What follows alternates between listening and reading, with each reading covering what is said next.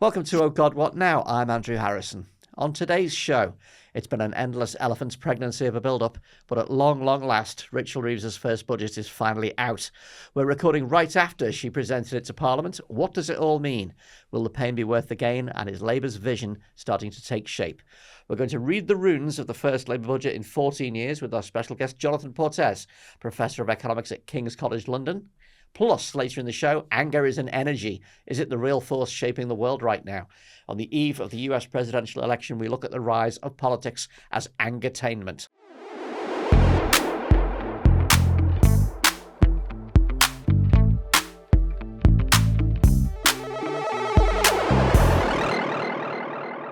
So, the budget, years in the making, months in the waiting, finally announced on the day before Halloween.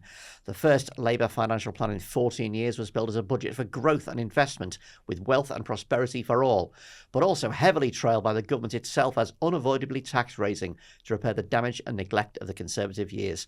Jonathan Portes, Rachel Reeves said her budget would stand comparison with the creation of the NHS in 1945, the white heat of technology in 1964, the Brown-Blair moment of 1997. You've just said it's up there with Lamont. Where does it fit in to the Premier League of major budgets? It is clearly a very important budget. Of course, we won't know for a long time whether we can compare it to the post-war budget. I think we should leave that for the historians to judge. But I think there's basically two big bets and two big gambles on this here, right? First, there is a large tax rises primarily to increase spending on public services in the short term.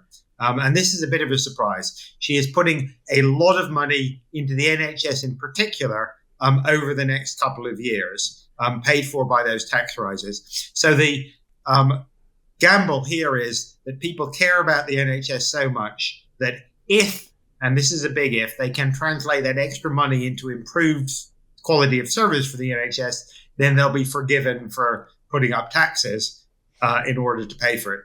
And the second is also about delivery, because the government is going to be borrowing quite a bit more to invest over the medium to long term. And there it's a question of whether that investment can actually be implemented efficiently and effectively in a way which generates medium to long term growth. So there's two, the strategy is very clear. Tax now to shore up public services, borrow later to invest for growth. But and I think it's a coherent and it's a sensible strategy for a Labour government. But it does rely on being able to deliver both those improvements in the public services in the short term and that boost to growth in the medium term.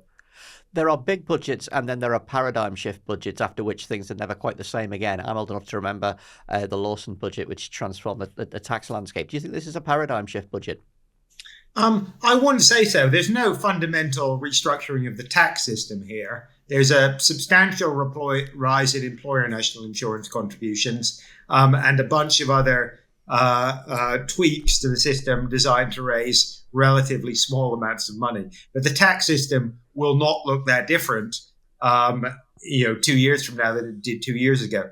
Similarly, on spending, essentially this is a continuation of what we had for the last 20 years, which is reasonably substantial increases in NHS spending, up and down, up a lot under Blair and Brown, down somewhat under the early period of the Tory government, then up again in the last few years. But again, it's still the big picture is we spend most of the welfare state is mostly about health, pensions, education and welfare, and that hasn't really changed. So I don't think in that sense there's nothing comparable to the creation of the NHS.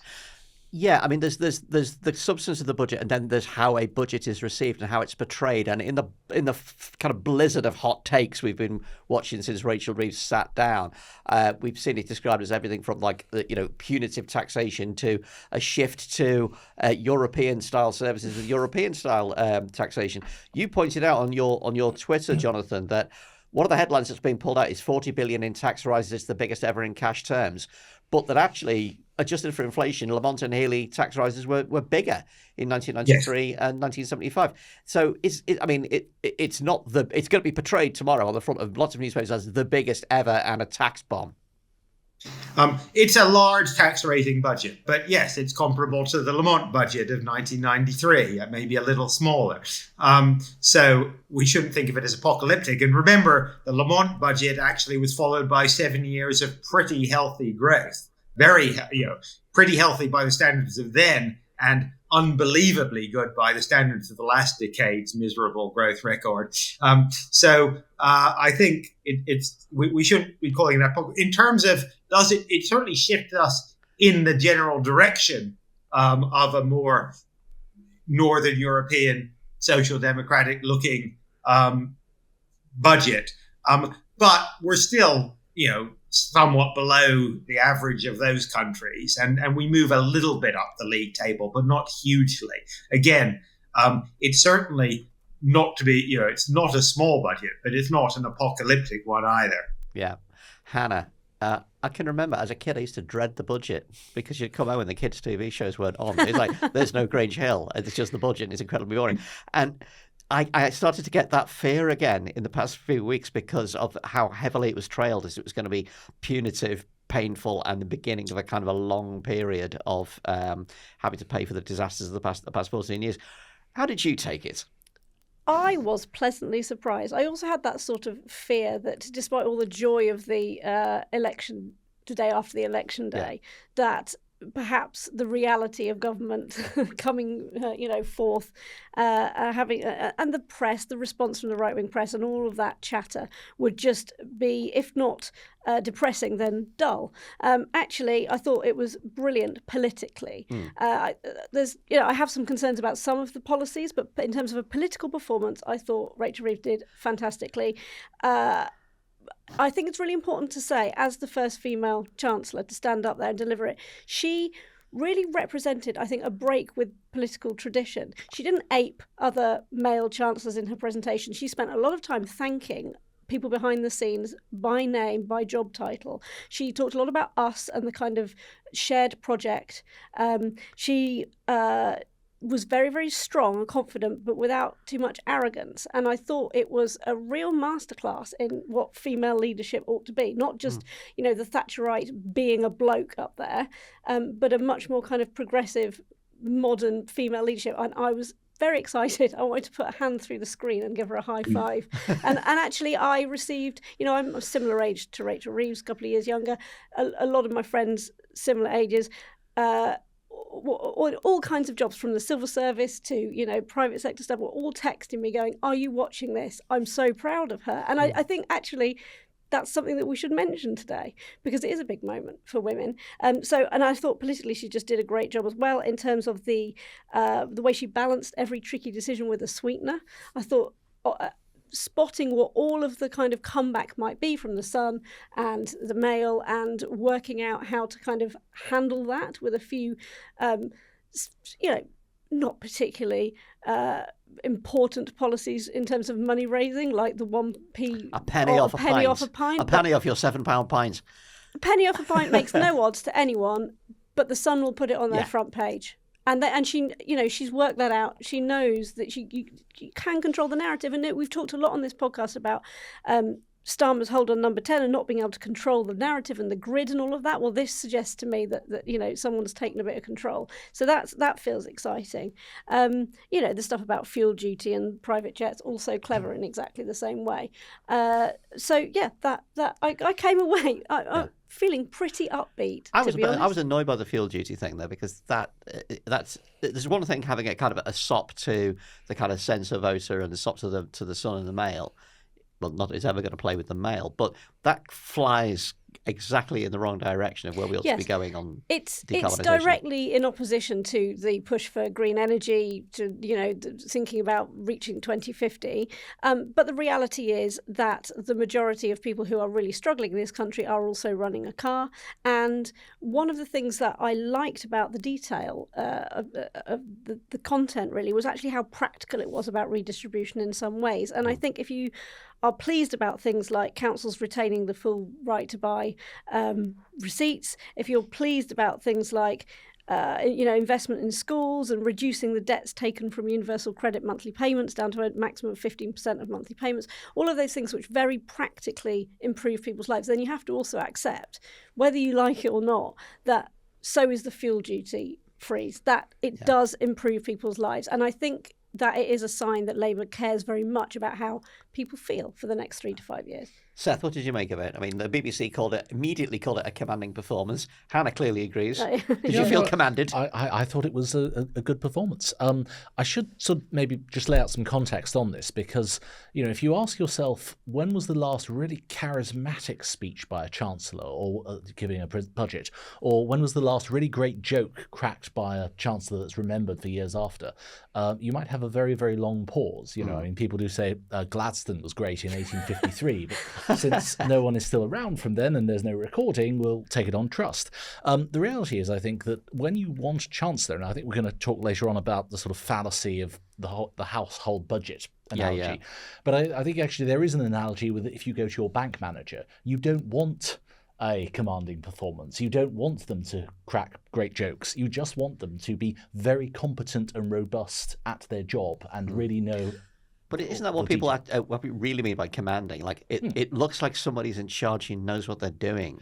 I actually don't want wisecracks. I agree with you. I want something that I, in my kind of layman's position, can take as plausible. Yeah, and Jonathan's mentioned Lamont. I mean, that's somebody who I think has gone down in history as not terribly plausible. Certainly in my lifetime, I think the Chancellor who's just been preeminent was simply Gordon Brown, for the fact that he was there for 10 years and presented 10 of these budgets. Yeah. And, he would present these very factual, overwhelming, comprehensive budgets where you might well say, oh, this is a disaster for the Daily Mail. But actually you think, okay, fine, he seems to know what he's doing. And that is very much, I feel confident, I feel assured. Jonathan, can we get into do a little bit of detail on the tax? Most of the increases are coming from national insurance, 25 billion employee contributions. We're already hearing that this is terribly bad for business. Was it the right thing to do? I think broadly, yes, in the sense that, the Conservatives, the Jeremy Hunt introduced a 2p cut in employees' national insurance, which was a completely cynical and utterly irresponsible thing to do, given the country's fiscal position and the pressure on public services. Absolutely disgraceful. And that Hunt is allowed to sort of parade himself as a sort of responsible, sensible chancellor is, frankly, a pretty poor indictment of the media. So effectively now, I and many other economists criticised Labour and Reeves for allowing themselves to be back in the position where they had to pledge not to reverse that. And I think that was unfortunate. But given that, then sort of partially reversing it in effect by increasing employers' national insurance contributions, which in economic terms are not quite the same, but not really that different, is actually probably the best, making the best of a bad job. So it's not great. It will hit some employers of lower paid people to more than one ideally would have liked, but I can quite see how they came out with it, and it's certainly not the end of the world the way that it's being presented. The OBR estimates that it will have a negative impact on employment. It is a tax on jobs, using the sort of Daily Mail type language, but that impact will be pretty small. That it will cost the equivalent of 50,000 jobs, or 0.1 to 0.2% of overall employment. So there is a negative impact, because you can't raise tax by £25 billion without having some negative impacts, but it's hardly the end of the world. And as I say, I think it's not, it is probably making the best of the bad job. It's certainly better than trying to find that 25 billion through some of the other things that were flying around, like changes to the way we tax pensions, which I think would have had some very serious adverse impacts. That said, one of my mates on the kind of in the backroom dirty Blairite underground pointed out that like you're going to hear a lot of stuff about how this NI and national insurance rise is going to kill off coffee shops and small businesses, but actually the employment allowance is going up from 5,000 to 10,500, and about 850,000 employees won't pay national insurance at all next year, and that doesn't seem to be either we've clocked it wrong, or actually that's something that the press haven't landed on yet, and is actually quite a good. If you employ 2 people, you'll probably be okay. It'll wash out. But if you're Wetherspoon, say, it's a significant hit, particularly taken together with the significant increase in the minimum wage. So the very smallest employers will benefit from the employment allowance, but medium and large employers who employ lots of people on relatively low wages will be hit, and that hit will be passed on to either to workers or customers for the most part in one form or another. But I do think that is an example of one of those sweeteners that was quite well thought out. And yes, it's only a small handful of businesses affected. But on the other hand, it is the ones that probably have the lowest returns and would be most adversely affected, most likely to, in fact, close up as a result of the policy. So it's thinking about the ones who will, the most neediest, the ones who really are closest to not being able to survive any changes to their bottom line. Jonathan, can you tell us a little bit about the decision not to extend the tax threshold freeze, which brought people into higher tax bands as their wages went up? And I'm not sure I've clocked this exactly correctly, but it seems to be a decision that will mean that fewer people will be caught in rising tax bills. Yes, but I remember the freeze was announced by the previous government, and they've kept that. What they've said is that it won't be further extended beyond, I think, 28, 29. So, in other words, at some point in what is quite a ways off now, we will see some increase in the tax thresholds, but not for a while yet. So for the next few years, we will still be paying effectively a higher effective tax rate because of that freeze, which was down to Sunak and Hunt, but is being continued by Reeves. So there's sort of a promise of a light at the end of the tunnel, if you like, for on the income tax front, but it is still a ways off. Does the promise that the tax won't fall on working people, this kind of ridiculous argument we've had over the past couple of weeks, where we've seen Starmer trying to define what a working person is, and people on £100,000 a year trying to say that they're working people. Is it possible to keep that? Does that pledge still stand up, do you think? I mean, I think this whole argument has been a complete waste of time, so I'd rather not waste much more time on it, frankly. Fair enough. But employers' national insurance is a tax that will hit pretty much everyone. And again, we should not be apocalyptic about this. It's not the end of the world. No, the effects are going to be fairly marginal, but they are going to be quite widely spread.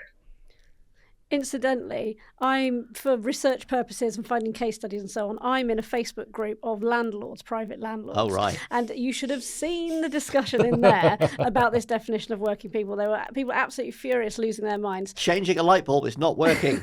I had to go in and just sound a note of caution. I couldn't help myself but enter the discussion, and pointed out that it's something like 11% of adults in the UK own more than one property, 2 properties or more, and only 4% overall actually rent anything out. So if it's bothering you, I'm afraid you're only 4% of the electorate, and your view, cross as you may be, doesn't matter.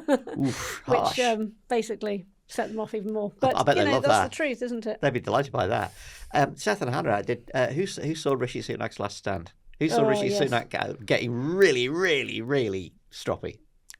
He doesn't seem to enjoy being here anymore. I think we got that sense. I mean, it struck me as a kind of a recitation of sort of old-fashioned, outdated ideas that have just been repudiated at the general election. But he was also talking about the old hits of cricket, AI, California. I mean, he was really sort of touching on all his bases of just, this is what interests me. Goodbye. Yeah. But the effort was clearly to try and brand Labour as liars. They said this at the election, and now they're doing this.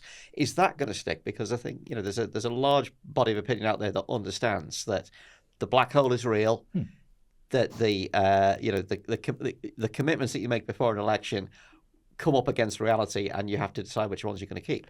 At this stage in a parliament, I don't think there's much to be gained by actually being overly rebarbative and confrontational in this way. I think that something like a liar attack might well stick in 2 years, 3 years' time because of the election. But right now, I think they'd be better off with a sort of constructive opposition thing of just saying, we'd have done this, you're wrong, we'll see who's right. I think the liar line failed as well because, again, back to how people feel. He stood up there and said, you're lying. This is not the comparison you're making to the government state of affairs and the type of government we received when we came in 2010. Things were so much worse then. Tangibly, things were not worse then. Yes, some people have been made redundant due to the crash. Yes, people were hurting a little bit in their pockets, but you could get a doctor's appointment. Public transport was in a better condition. So people just don't buy this idea that things were better then. Yeah. It doesn't make sense. But it's one of these things where Sunak doesn't have to be here to take the consequences of any of this. He can say what he likes. That very much struck me as he was basically writing a whole lot of checks there that he will never have to cash. I did think, though, that with VAT on private schools, 50% increase in private jet fees, the end of non-dom status, was Rachel Reeves just sitting down and thinking, what would personally hurt Rishi Sunak? Let's do that. It's like it was tailor-made to get him. Well, she's looking at where you get the biggest bang for the smallest impact. And, it's on people like Sunak. Yeah. We could talk about the budget forever and ever. There's a handful of individual things I want to do on a kind of almost quick-fire round level. Jonathan, Alex Wickham at Bloomberg tweeted that yields have spiked, gilt yields, after the Reeves budget. They've completely reversed course. 2-year yields are up by around 9 basis points. Now, I barely understand what this means. Is it a good thing, and tell us why? It's not a good thing. Right. Interest rates have gone up. 9 basis points, though, is 0.1%. So spiking is all relative here. And 2-year yields in particular really just reflect the expected, not because, as in the trust budget, there was some sort of panic in the markets and market meltdown and real crisis of confidence. This just reflects the fact that maybe the Bank of England might reduce interest rates slightly slower than it otherwise would have. So it's not good news, but equally, if that's what's happened, it's certainly not the end of the world or even something to be particularly worried about. Okay. Sunak also said in his peroration that growth tomorrow does not pay the bills today. Now, I'm a layman, and I kind of thought that growth tomorrow can pay the bills today. Well, of course it can. I mean, that's why you invest. And here, sort of the household finance analogy actually is perfectly valid. Of course, you buy stuff. If you're a small business, or you buy stuff because you expect it to yield a return of some sort over time, not instantly. It's just complete nonsense from Sunak, and he knows it perfectly well. But it's not like he ever worked as an investment bank or anything. Hannah, you must be delighted that HS2 is now going to Euston and not stopping at Old Oak Common, being a trains person. I am. Well, they haven't answered the ongoing debate about what kind of how many platforms there'll be and what kind of station you'll have at the end of it, which is causing a lot of debate and frustration among rail nerds. But yes, it is exciting. The direction of travel is literally going in the right direction. I think this is the sort of thing where it's just been, it would have been completely lunatic to have done what they've done already and then not build it to Euston. And frankly, this is just an illustration of how irresponsible some of what the previous government, so this is genuinely cleaning up the mess, because no sane government would have stopped it at Old Oak Common. It also incidentally demonstrates they really are listening to the experts. So the experts who've been working on the various rail reviews with the DOT have been saying you cannot just stop it at Old Oak Common. That makes no sense whatsoever. It would literally plunge the whole project into white elephant territory with billions lost. And so somebody's listening to experts, which is helpful. Yeah, it's never going to catch on. And I'd also, before we're too nice about Sunak, I would also actually like to note one other thing, which is buried in the small print of the OBR report, which is there is one area where spending is actually going to be cut quite significantly by several £billion. And that is immigration and asylum.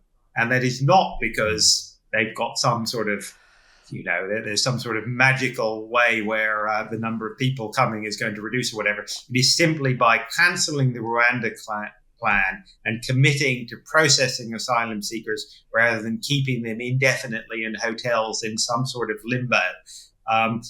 Abandoning the sort of useless performative cruelty, but very expensive to taxpayers cruelty of the previous government.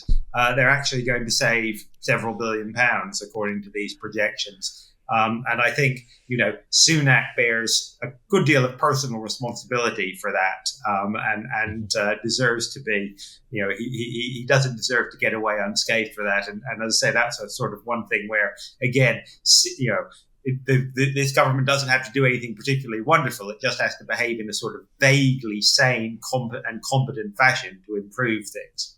We have never knowingly been nice to Rishi Sunak on this podcast, and we're not going to start now. Finally, on this section, it's been you can't deny it's been a bruising few months since the election for Labour.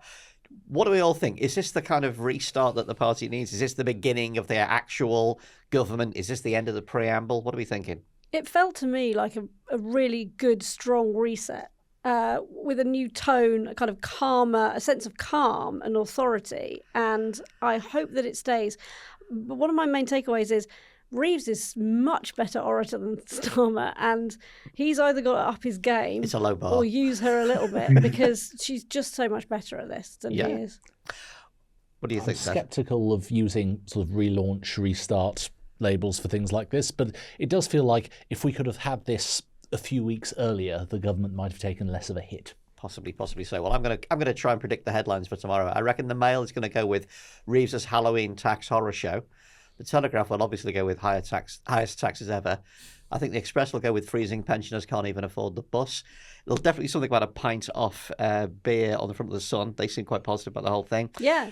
And the Sun, I just checked in already before we came in, and their digital homepage is pretty positive. I think remarkably positive for a Labour budget. I think Reeves will be delighted to see it. And the Guardian's probably going to go with something about wild swimming, I guess.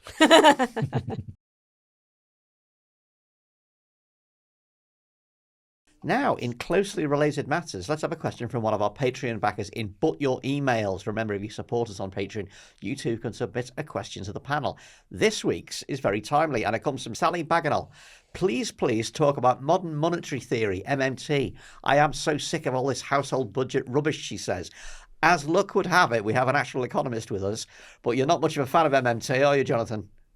No, I'm not. I'm not a fan of the household budget analogy either. Okay. But it is the government is not like a household. It cannot go bust as such, or a government that, like the UK, has an independent central bank and can print its own currency cannot be forced into default. And so that's one element in which it's not like a household. And the second is that sometimes it is, whereas households have to tighten their belt when their income shrinks, in general, as Keynes said, it is more sensible for governments to loosen their belt when their income shrinks and to actually tighten it when times are good.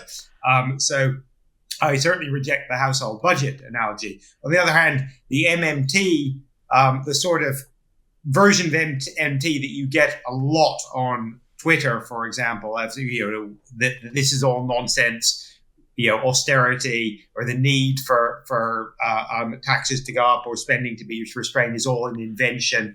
We could do all of this. We shouldn't be worrying about deficits at all. I think that is also very much misconceived. There are very good reasons why, and this is, of course, the Reeves budget rule, that broadly government should aim to balance the current budget over the medium term, and why we should indeed worry about debt just going up and up. MMT in a nutshell is essentially don't worry about debt, don't worry about deficits, and you can print money and you can effectively spend yourself into whichever economic position you so desire. Can you put a bit more flesh on the bones for me? Because obviously, like I keep having to say, I am a layman. MMT is part, and I think this is the frustration that conventional sort of mainstream neo-Keynesian, neoclassical economists like me have with MMT, is that some of what it says is sort of, as I say, a statement of the obvious, that governments that can print their own currency can indeed, don't need to go bust, and that you can finance anything if you want to. Whereas some of it is very, they then jump from that into these quite extraordinary claims that you don't need to worry about how much money you print. You don't need to care about what the level of your debt or deficit is, and that you should, instead of using interest rates to control inflation, which is the sort of conventional approach, you should use the level of tax and spending to control inflation. And I think that's potentially quite dangerous. And indeed would have led us down a very bizarre path recently after the pandemic. We would have had to have a very, very sharp tightening of cutbacks in spending or very large rises in taxes immediately after the pandemic to deal with the rise of inflation that then came, if you were following the MMT prescription.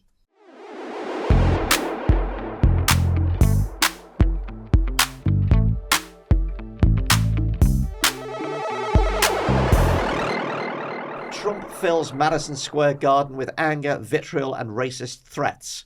That's how The Guardian reported the presidential candidate's now infamous rally in New York at the weekend. In an event that drew parallels with an actual Nazi rally at the same arena in 1939, one comedian described Puerto Rico as an island of garbage. Tucker Carlson made fun of Kamala Harris's racial identity. A radio host described Hillary Clinton as a sick bastard. And one of Trump's childhood friends brandished a cross and called Harris the Antichrist. The rally provoked some now familiar reactions about divisiveness, viciousness, shattered political standards, and the poisoning of national life. But what if that's not the point? What if, for the right wing, anger isn't the poison but the engine of their politics? In the US, Senate Democratic candidate Colin Allred has called it angertainment. And if politics relies on a simple picture of heroes and villains, then what happens when the good guys are in charge and have to make popular decisions? Do they become the lightning rods for the angertainment complex? Seth, Democrats often see a disgusting Trump spectacle and they can't understand why it doesn't tank his popularity, but the worse he behaves, the better it plays to his people. Is angertainment maybe the key to this, that you're actually not watching politics, you're watching a form of WWE wrestling where the heel becomes the hero? I mean, quite possibly. A lot of this comes down to human psychology, and there was an Onion spoof headline which actually I think hit things spot on. It was that both campaigns are running outtakes of Trump's most angry vitriol. Yeah. And it's just different voter bases respond to it in very different ways. Part of the key, I think, in understanding a lot of Trump's support base is the way that they've convinced themselves he can do no wrong. And if you start from that point of view, it's a very fascistic proposal as a central proposition, the idea that the man at the centre of this all is absolutely right, come what may, in regards to the fact, then you will make any number of mental somersaults needed to justify that. And if you want a very dramatic illustration of that, you saw that with Christian leaders praying for Trump at the National Faith Summit and saying, you are our vessel, you are right. Now, given that I don't claim to be particularly godly myself, but I can think of few people less obviously godly than Donald Trump. But a large number of people have absolutely convinced himself that he is a man of God. Yeah. It's not just the fact that Trump behaves this way, it's the fact that he's set the tone for the entire GOP now, and it seems to be running purely on rage. And you see people attempting to kind of do kind of off-brand, cheapo versions of the Trump thing. It's very noticeable. If you look at something like Vivek Ramaswamy's entire presidential campaign seemed to be to try and dip an ankle in the water and say, look, I can do Trump too. Likewise, J.D. Vance's run was very much based on that. At the centre of it, the reason why I think we're so unused to this is Trump is not a politician. He's an entertainer. You know, The Apprentice ran for 15 seasons. He knows how to hold an audience. He knows how to work up a crowd. Trump wasn't ever a particularly successful businessman. He was a brilliant actor playing a businessman, going through the routines and doing these sorts of smoke and mirrors things. And he does know how to hold a crowd, usually. I say usually because, there are questions about, is the Donald Trump of today even as dynamic as the Donald Trump of 3 or 4, certainly 5 years ago? He does seem to be getting a lot more easily distracted. There is this whole thing with audiences going home, not because they're disgusted by him, but just because they're getting a bit bored as he rambles on. Yeah, Harris has pointed out that the audiences tend to start heading towards the door. Yeah. The thing is, though, you can't just run a campaign like this without ever having anything to do with policy. At some point, the rubber meets the road, and then you see things like what's been floated for the next Trump term, mass deportations on a level never seen before, being completely open about persecuting political enemies, using DOJ as his personal tool. That's kind of angertainment in action. That's like, I found the thing that you hate. Or in fact, in some cases, I've made you hate it. And I will then enact policies to keep that churn happening. This is, you can do politics if you don't care about the consequences of politics. But that's because they're talking totally different languages. You're talking government, and he used to run his government as he ran his campaign. It was just, I feel like going to a rally. There's no election immediately on, but I'm going to just work up a crowd and make these sensational announcements. And you had things like the Muslim ban, which was completely unworkable. But it was nonetheless something that his government tried to do. Does it work without a kind of a separate sort of information ecosystem like Fox and Twitter? It definitely helps. There's a very good critique that Sid Blumenthal made in his 1980s book called The Rise of the Counter-Establishment, which basically argued that people on the conservative right in America since at least the 50s had been building up a counter-establishment in that they didn't have the validation of think tanks and newspapers and respectable opinion. So they created their own.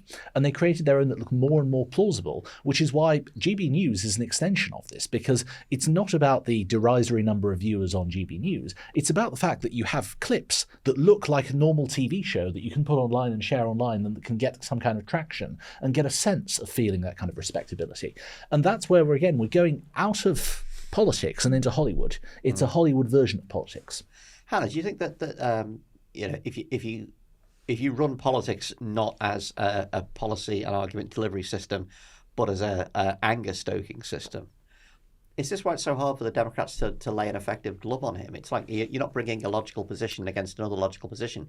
You're bringing reason to a fight based entirely on emotion and the basest emotions. I mean, Seth's got it right that we respond as humans to emotion more than we respond to rationality and data and nerdy things like policy. We do respond to emotion.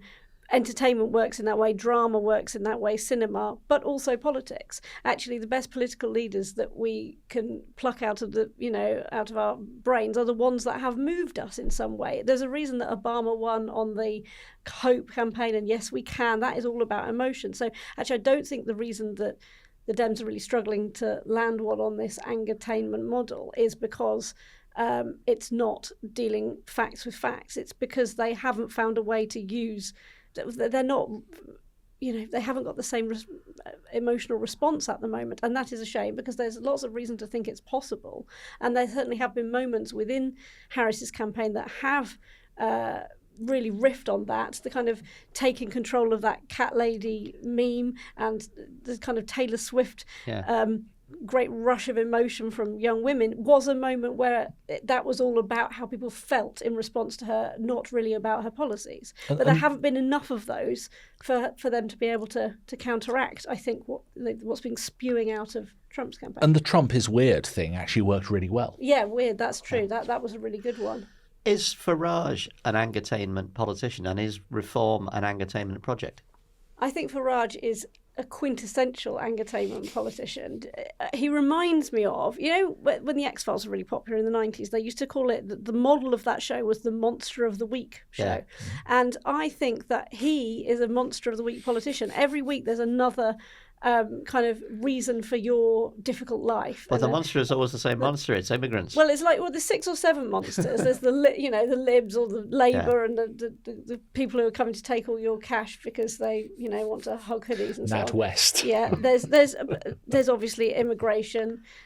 There's actually about 6 to 10 of them if you go through his But we talked earlier about Southport, and Farage was intimately connected to that incident with his just asking questions. He's very, very good at deniably saying things that stoke anger, and that struck me as an absolute 5-star angertainment moment. Yeah, you definitely. Use your platform to just spill out, basically the kind of rage-inducing drug. What bothers me the most about this, I mean, it bothers me on a very fundamental level. But what bothers me the most is the way it's coming from those kind of extreme politicians, the Trumps of the world. I know he has a huge base, but he's an extreme person. Farage, who is an extremist in British politics, and it's spreading. I'm not going to name names, but I saw somebody who's a very visible person on the left, on the centre left, on social media, using the same constructions to basically slag off Trump's campaign. But it was a really pathetic, unthought through and rather facile point. And it was just reversing the same rhetoric, but without any positivity. And I am worried now that we're getting to a point where there's nothing but rage. I am very struck with the fact that people on the the Starmer left will trot out to Turkey without thinking about it's it. Exactly the same process. It's not, without understanding that's actually a racist trope. It's a far right trope, and they'll happily throw it out there because it's something that sticks to Starmer somehow. Yeah. And they hate him, and it's so irresponsible, and they will not have it. Yeah, it's not the only example as well. There are quite a few where things, defund the police, the way the left has used that, which is a race-based campaign and with kind of a righteous basis in the US, and it means nothing in the UK, and yet that language is used by the left and particularly the far left in the UK to really spin the idea. And I agree, it's a racially problematic way to use language. We're in a situation now where kind of ambient anger lands on the new government as if all the residual hatreds of the last government need somewhere to go. And the kind of level of vitriol and loathing that's piled down on Starmer and Reeves has been really remarkable. Does that basically indicate that, whatever way you slice it, we're going to live in a pretty anger-driven political environment for the foreseeable future? Yes, and when I think about it, when I saw the script come through for today, what we're going to be discussing, it made me have a real think about myself and my career history. I used to be comment editor of The Independent, as some of you know. And during that period of the sort of 6-7 years I did that job, we really shifted from very much a kind of traditional model of, economists and politicians writing in those pages to it becoming much more of a kind of cliquey, immediate response, often outraged from the right, the left, the centre at whatever the latest policy drop was. And we really fueled a big traffic surge through that. That's where the money was coming from. And I did a good job of it in that we grew our audience. But after a while, I didn't want to do it anymore and I couldn't tolerate it. And I stepped down partly because I just thought I can't spend my days in this sort of soup of misery anymore. And I do feel a small bit of guilt about the media that has helped created this and my role in it. Did you create monsters? Yeah, we created... Name names. No.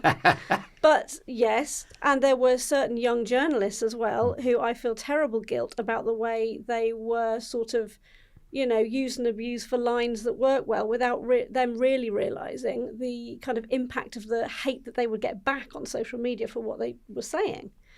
And we're now in that world, and once you're in it, it's very hard to get out of it. Seth, just in closing, do you think then that, maybe are we part of the problem? Because whenever our podcast has always done really well, if Liz Truss has done something appalling and stupid, and we really put the boot in. Similar with Boris Johnson, similar with Trump, all the hate figures. The listeners enjoy it, and it's cathartic.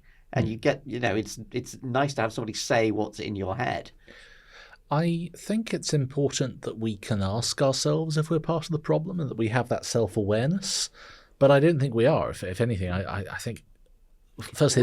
Really, Seth, though, because honestly, people love this show because we are as cross as them about some things that are happening. Yeah. Yeah, that's why people like it. But it's not just unchanneled anger, and that's the crucial thing. So what I was going to go on to say was absolutely the fact that we can ask ourselves that question, but rather than just an hour of ranting, after we've had our rants, which we will inevitably do, no, there is genuinely a question of asking what does the evidence say, or maybe even having a respected economics professor like Jonathan to actually get some expert insight and to temper our own enthusiasm on this. That's a very good point. There Okay, you won the argument. Yeah, we're not the problem, thank God. Look, and I'm still here, even though I left that other role. Well, I'd also say let's just be vaguely realistic about our place in the pecking order here. We are a quite humble, modest little podcast, and we're not in the business of spewing hatred, possibly a bit of disgruntlement, but, That's it. Disgruntlement is an energy. Let's stick with that one.